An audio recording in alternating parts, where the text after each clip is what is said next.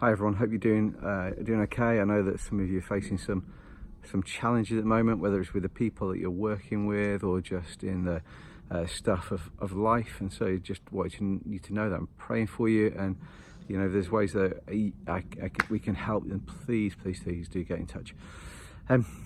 Just as I'm trying to do each month, really just want to give you a bit of an update as to what I'm seeing and experiencing. Over the last 10 days or so, I've spent a lot of time at youth and family camp. So Rachel and the girls and I were at Elim Festival and had some great conversations with people. It was great to have Liz's face there. We interviewed her one night, and it was a great moment really for the camp, just to get a taste really of what God is doing through Elim Missions. Overseas. Next year there's a bit more of a focus on Elim Mission, so if any of you are over on furlough during August next year, it would be amazing if you were able to be there. We can have a real good push on Elim Mission, so let me know and we can put some plans together for next July. I was at Elim at Relentless yesterday in Northern Ireland, and also at Limitless today, just talking a little bit about Elim Missions and opportunities for young people to serve. So now this is what I'm seeing. I'm seeing a young generation who are desperate to be involved in something beyond themselves. They are desperate to be a part of some kind of cause. They want to be used and want to be involved in something that's bigger than themselves, particularly obviously amongst our young people in churches. We've got to give them something to live for beyond that, and I'm really struck about generations. So the responsibility of the church to pass it this message on from one generation to the next. So the challenge for us as Elim Missions to think about how we engage our young people in our movement, not simply for church activity and getting involved in stuff in the local church, which is really, really important, but how do we engage them for mission, one where they are right in the moments of their lives, whatever they're doing, but also let's call out some of those long-term missionaries. You see, the thing is, we're fundamentally about people, aren't we? That's the thing that we're about. Many of you are running projects and doing great work, but fundamentally, without the people, projects fall down.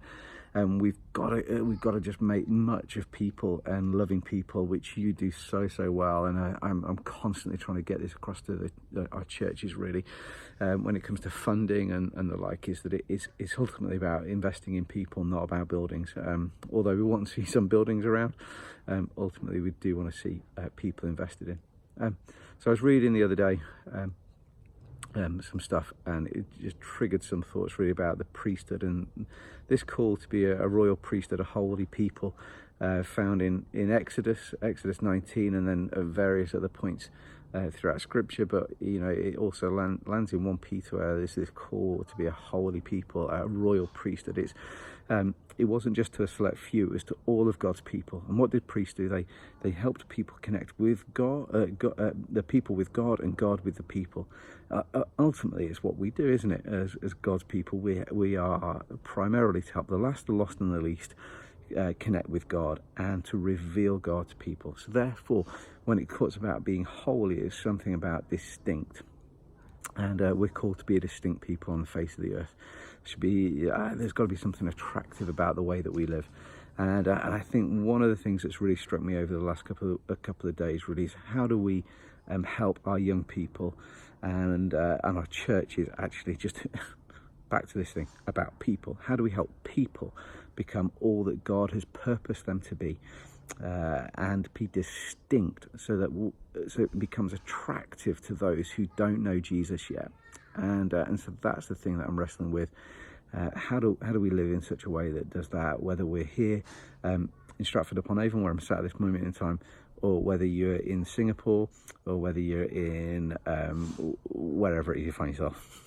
It doesn't really matter where we are. It is this sense of we're called to be distinct, to display something of the majesty and splendour of the God in whom we serve, so that people are either attracted to him, or indeed they will be repelled by it, because it exposes darkness. And so I just wanted to let you into really on some thoughts that I'm having at the moment. I'm probably going to write something about it at some point on my blog and put it out there. But just wanted to say you're doing fantastic work, You are committed to the cause, and it's a delight to work with you. And so I look forward to hearing more stories of what God's doing in and through you.